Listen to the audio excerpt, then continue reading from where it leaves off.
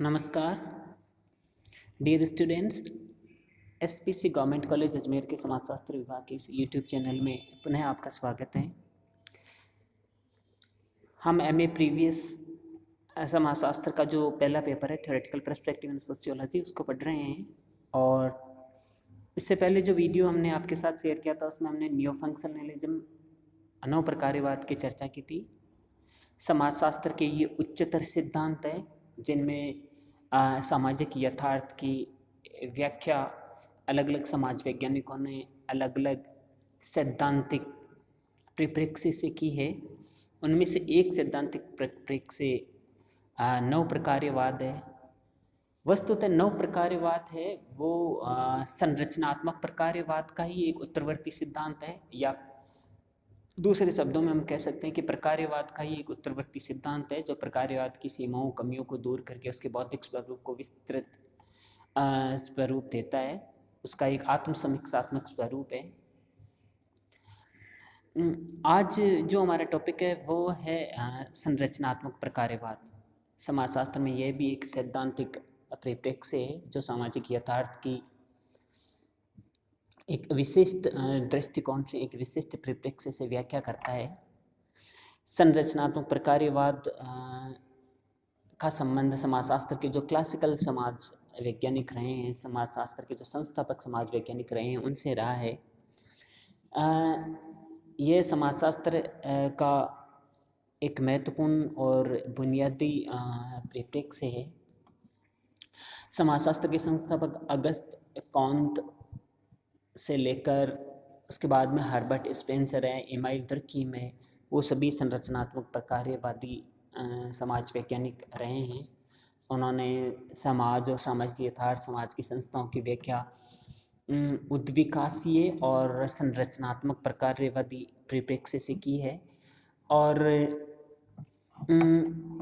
समाजशास्त्र के अंदर संरचनात्मक प्रकार्यवादी उपागमों को थोड़ा व्यवस्थित रूप प्रदान करने का श्रेय ब्रिटिश समाजशास्त्री हर्बर्ट स्पेंसर को जाता है। उन्होंने चार्ल्स डार्विन के जैविक उद्विकास के सिद्धांत को समाजशास्त्र में लागू किया और सामाजिक उद्विकास का सिद्धांत प्रस्तुत किया। उनकी पुस्तक है प्रिंसिपल्स ऑफ सोशियोलॉजी, उसमें उन्होंने जैविक उद्विकास का सिद्धांत दिया है और उसमें यह बताया है कि जिस तरह जीवों का सरल से जटिल, कम विभेदीकरण से अधिक विभेदीकरण की ओर क्रमबद्ध रूप से धीरे धीरे विकास हुआ है, उसी तरह समाज भी सरल से जटिल, सजातीय से विजातीय, कम विभेदीकरण से अधिक विभेदीकरण की ओर क्रमबद्ध तरीके से विकसित होता है।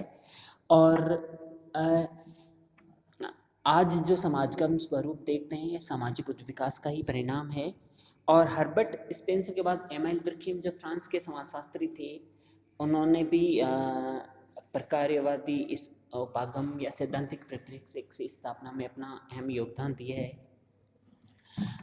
एमाइल दुर्कीम ने सामाजिक तथ्य, समाज में श्रम विभाजन का सिद्धांत, धर्म की उत्पत्ति का जो सामाजिक सिद्धांत है, इन सभी सिद्धांतों में अपने प्रकार्यवादी उपागम को प्रयुक्त किया है।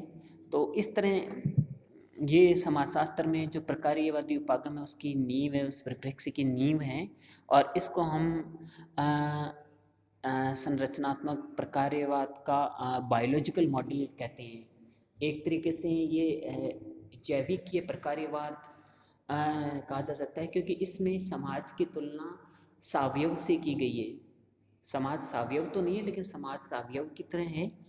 यानी जिस तरह सावयव होता है, उसकी सेल होती है, उसकी सबसे छोटी इकाई होती है कोशिका होती है। कोशिका से ऑर्गन्स बनते हैं, टिश्यूज़ बनते हैं, उत्तक बनते हैं, टिश्यूज से ऑर्गन्स बनते हैं, अंग बनते हैं, ऑर्गन से सिस्टम बनता है, तंत्र बनता है, तंत्र से फिर पूरा शरीर बनता है।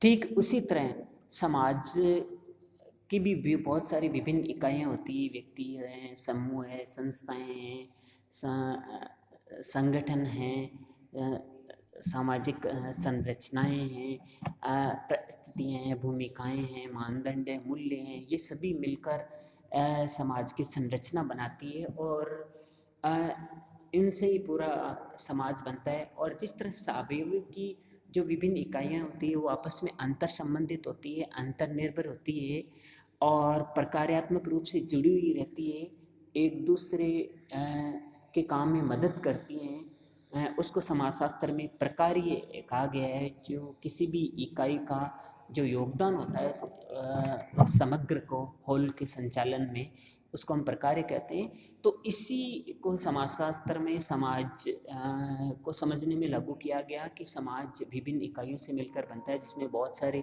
व्यक्ति, समूह, संस्थाएं, समुदाय होते हैं, परिस्थितियाँ होती है, भूमिकाएं होती है, मानदंड होते हैं, मूल्य होते हैं, और उन सब से मिलकर समाज की संरचना बनती है। ये समाज की विभिन्न इकाइयाँ आपस में अंतर संबंधित होती है, अंतर्निर्भर होती है, और हर इकाई का अपना दायित्व, कर्तव्य निर्धारित है। वो समाज के व्यवस्थित संचालन में अपना योगदान देती है, उसी को एक प्रकार्य कहते हैं।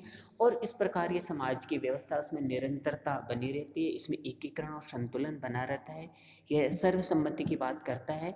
और ये यथा स्थिति का पक्षधर है कि समाज की जो व्यवस्था है, समाज की जो संस्थाएं हैं, ये संरचनाएं, ये व्यवस्था को बनाए रखती है, व्यवस्था में योगदान देती है, और ये व्यवस्था है, इसके व्यवस्थित संचालन की जिम्मेदारी का दायित्व इसके विभिन्न इकाइयों पर ही होता है, और यही हम सबके हित में है। यह संरचनात्मक प्रकार्यवाद का बायोलॉजिकल मॉडल है, जिसकी शुरुआत अगस्त काम्त से हुई, और फिर हर्बर्ट स्पेंसर ने इसको व्यवस्थित समाजशास्त्र स्वरूप प्रदान किया। एमाइल डर्कheim का भी योगदान इसमें रहा है, और इन्होंने इस सैद्धांतिक परिप्रेक्ष्य को समाजशास्त्र में स्थापित करके एक नए सैद्धांतिक उपागम को एक स्वरूप प्रदान किया, जिससे आगे दूसरे जो सैद्धांतिक उपागम हैं, दूसरे परिप्रेक्ष्य है, उनकी उत्पत्ति और उनके एक आधार की पृष्ठभूमि तैयार हुई। तो इस प्रकार हम देखते हैं कि ये जो संरचनात्मक प्रकार्यवाद जो सैद्धांतिक परिप्रेक्ष्य है, ये परिप्रेक्ष्य समाज को परस्पर अंतर्निर्भर और अंतर संबंधित विभिन्न अंगों की एक समन्वित और स्वचालित व्यवस्था मानता है, जिसमें संतुलन और स्थायित्व बना रहता है। इसका मानना है कि एक समाज एक व्यवस्था है, और इसके विभिन्न अंग परस्पर अंतर्निर्भर है, अंतर संबंधित हैं, और इनमें समन्वय, स्थिरता और संतुलन बना रहता है, और संरचना के जो विभिन्न अंग हैं वो अपना अपना योगदान देते रहते हैं। उसको प्रकार्य कहा गया है। और इसके बाद में समाजशास्त्र में टालकट पार्सन है, रॉबर्ट के मर्टन है, उन्होंने संरचनात्मक प्रकार्यवाद जो परिप्रेक्ष्य है उसको समाजशास्त्र में और व्यवस्थित और उन्नत स्वरूप प्रदान किया है। और संरचनात्मक प्रकार्यवाद के जो मुख्य समाज वैज्ञानिक है, उनमें टालकट पार्सन, रॉबर्ट के मर्टन का नाम प्रमुखता से आता है। हम यहाँ उसकी पृष्ठभूमि को समझने का प्रयास कर रहे हैं कि संरचनात्मक प्रकार्यवाद, यह जो सैद्धांतिक उपागम है, इसका बायोलॉजिकल मॉडल क्या था, और फिर एंथ्रोपोलॉजिकल मॉडल कौन सा था, और वास्तव में समाजशास्त्र में जो स्ट्रक्चरल फंक्शनलिज्म है वह क्या है, जिस का विवेचन टालकट पार्सन जो अमेरिका के समाजशास्त्री हैं, उन्होंने अपनी पुस्तक द सोशल सिस्टम, और रॉबर्ट के मर्टन ने अपनी पुस्तक social theory and social structure में दिया है। यहाँ पर यह भी हमें जानना जरूरी है कि इस उपागम की अपनी सीमाएं हैं, जिनकी चर्चा इससे पहले जो वीडियो आपके साथ शेयर किया गया था उसमें हमने चर्चा की थी। नव प्रकार्यवाद यहीं की शुरुआत यहीं से होती है। नव प्रकार्यवाद ये कहता है कि प्रकार्यवाद का ये जो सैद्धांतिक परिप्रेक्ष्य है, यह व्यवस्था पर, समाज पर बहुत अधिक बल देता है, व्यक्ति की उपेक्षा करता है। साथ ही ये यथा स्थितिवाद का पोषक है कि व्यवस्था को बनाए रखने का पक्षधर है। साथ ही इसको रूढ़िवादी माना गया है, और ये आदर्शवाद पर अधिक बल देता है। इन सभी जो बिंदु हैं, इन बिंदुओं को ध्यान में रखते हुए नव प्रकार्यवाद का उदय होता है।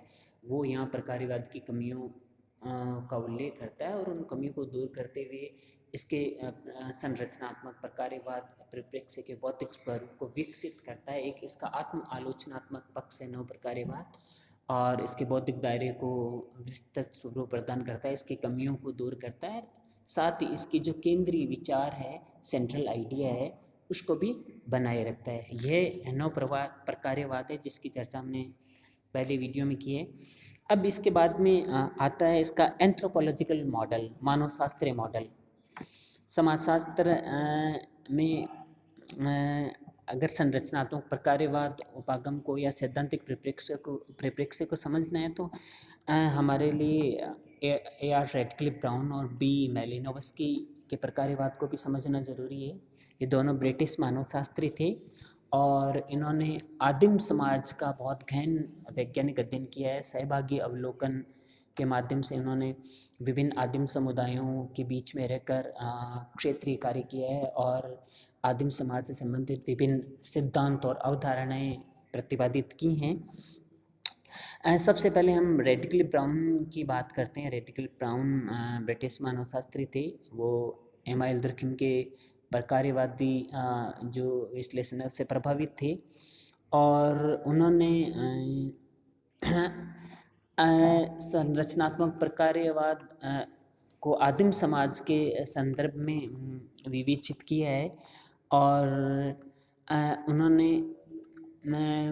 जैविकीय और मानव समाज के बीच में जो साम्यता है, जो समानता है, उसको आधार बनाकर अपना ये जो संरचनात्मक प्रकार्यवाद, मानवशास्त्रीय प्रकार्यवाद का जो मॉडल है वो प्रस्तुत किया है। इनकी पुस्तकें हैं structure and function in primitive society and the Andaman Islanders. इसके अलावा भी इनकी बहुत सारी पुस्तकें हैं, लेकिन ये बहुत महत्वपूर्ण बुक्स हैं, इसलिए यहाँ पर मैंने आपके रेफरेंस के लिए इनको कोट किया है।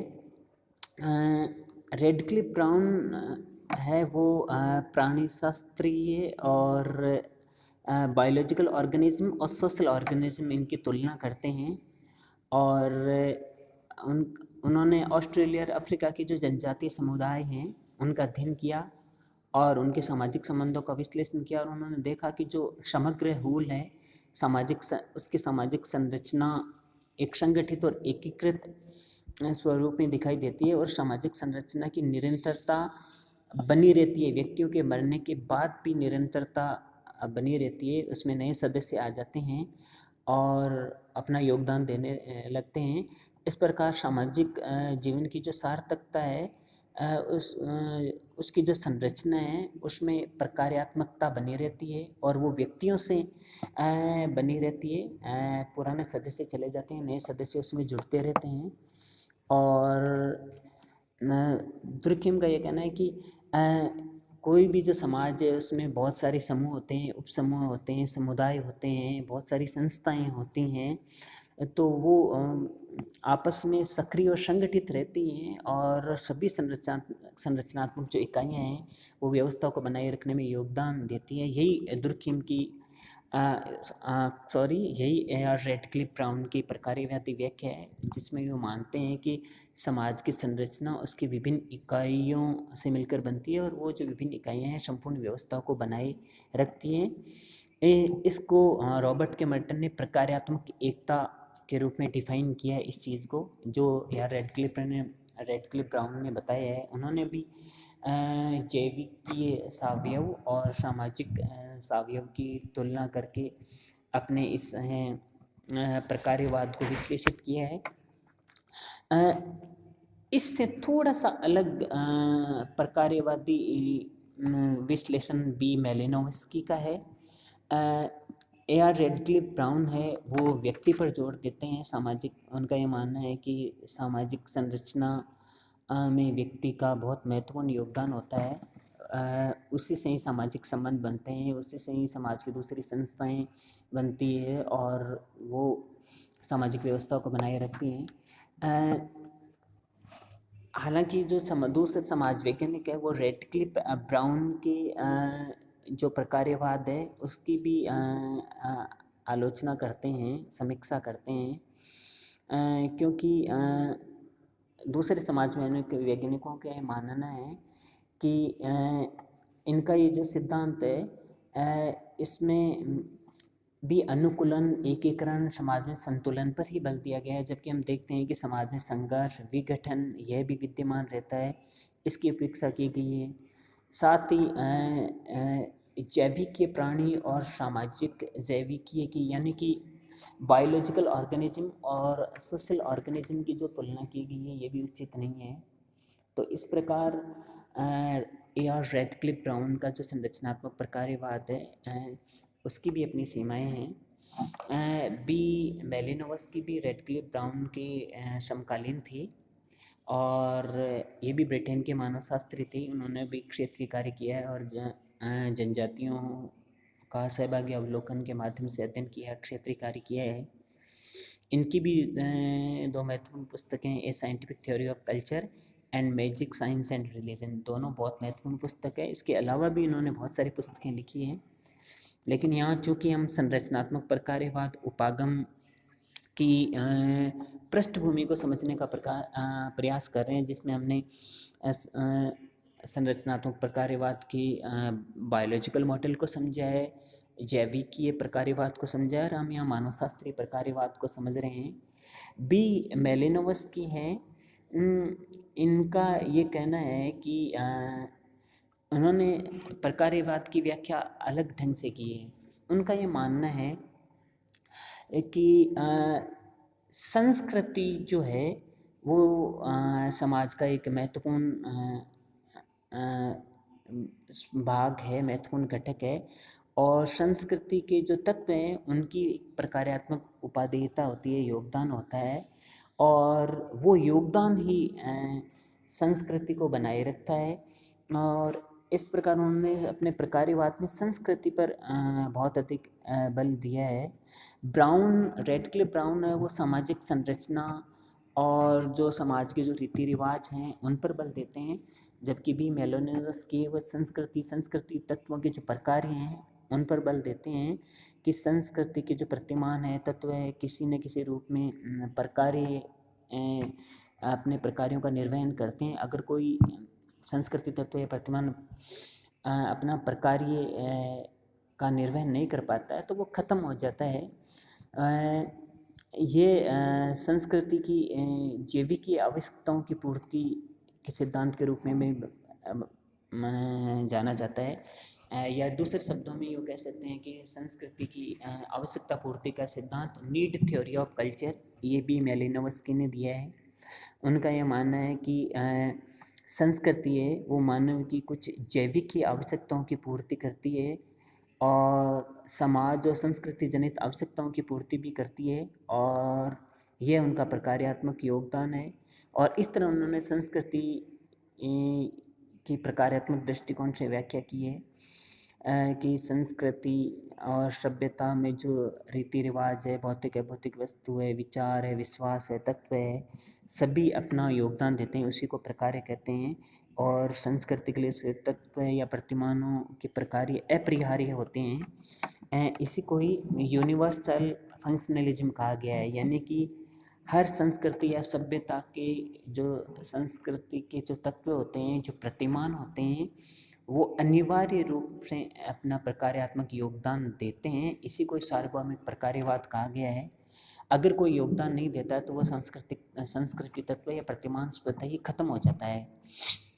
इस प्रकार उन्होंने ये बताया कि मानव की जो कुल मूलभूत आवश्यकताएं होती है, जैविक आवश्यकताएं होती है, जिसमें भोजन है, प्रजनन है, सुरक्षा है, स्वास्थ्य है, गति है, शारीरिक सुविधाएं हैं, पोषण है, आहार है, अन्य जो आवश्यकताएं उत्पादन है, क्रियाओं का संचालन है, सांस्कृतिक धरोहर का संरक्षण है, ये सभी आवश्यकताएं हैं और इनकी पूर्ति विविध प्रकार की जो संरचनाएं हैं, संस्थाएं, व्यवस्थाएं, संगठन है, उनका निर्माण, निरंतरता, ये इस पर निर्भर करता है कि संस्कृति इन आवश्यकताओं की पूर्ति किस तरह करती है।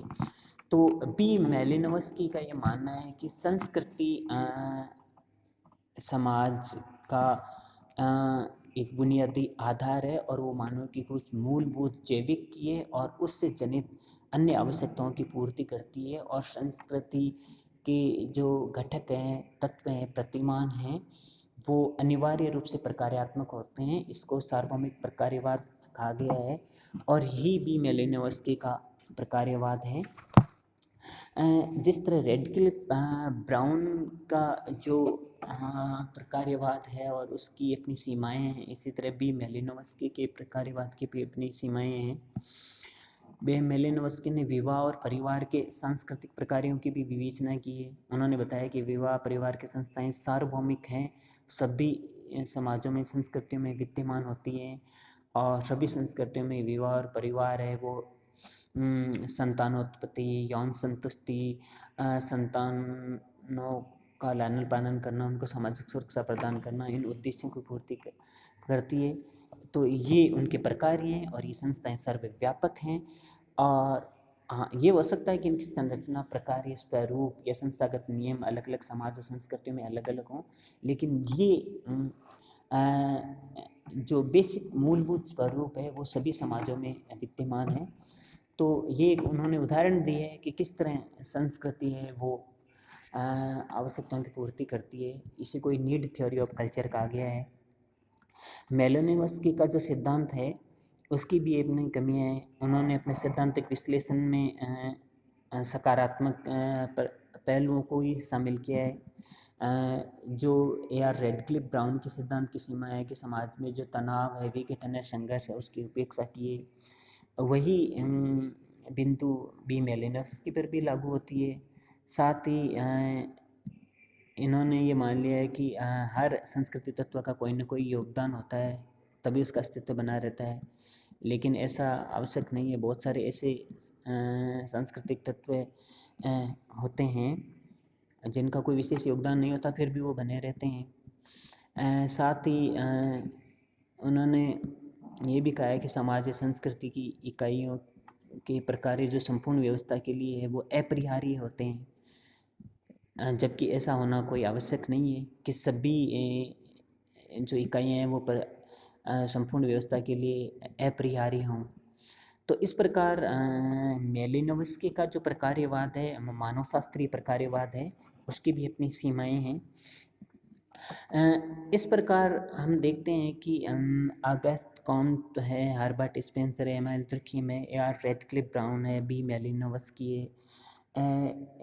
ये एक क्रोनोलॉजिकल शास्त्रीय क्रमिक सैद्धांतिक विकास का क्रम है जिससे संरचनात्मक प्रकार्यवाद की नींव और पृष्ठभूमि तैयार हुई है। और ये सिद्धांत समाजशास्त्र में जो शास्त्रीय संरचनात्मक प्रकार्यवाद का सिद्धांत है वहाँ तक पहुँचा है।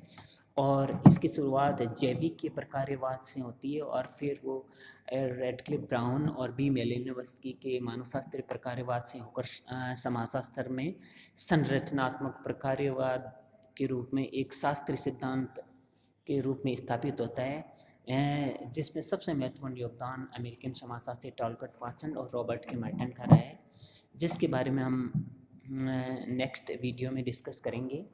मैं समझता हूँ कि आज मैंने संरचनात्मक प्रकार्यवाद, ये जो सैद्धांतिक परिप्रेक्ष्य है, इसको बहुत ही संक्षिप्त और सारगर्भित रूप में, सरल रूप में आपके सामने प्रस्तुत करने का प्रयास किया है कि आखिर सैद्धांतिक परिप्रेक्ष्य क्या होता है और वो समाज की व्याख्या किस तरह करने का प्रयास करते हैं। और यहाँ पर हमने यही समझा है। और तभी हम जो समाजशास्त्र में संरचनात्मक प्रकार्यवाद, जो क्लासिकल थ्योरी है, शास्त्रीय जो सिद्धांत है, मूलभूत जो सिद्धांत है संरचनात्मक प्रकार्यवाद समाजशास्त्र का, उसको बेहतर ढंग से समझ सकते हैं। मुझे उम्मीद ही नहीं, पूरा विश्वास है कि इस वीडियो से आपको संरचनात्मक प्रकार्यवाद का जो सैद्धांतिक परिप्रेक्ष्य है उसको समझने में मदद मिलेगी। इससे संबंधित कोई प्रश्न हो, जिज्ञासा हो, कोई सुझाव हो तो आप हमारे साथ शेयर कर सकते हैं। डियर स्टूडेंट्स, अपनी सेहत का ध्यान रखें, कोरोना गाइडलाइंस की पालना करें और अपनी स्टडी को नियमित जारी रखें। इसी उम्मीद के साथ, थैंक यू।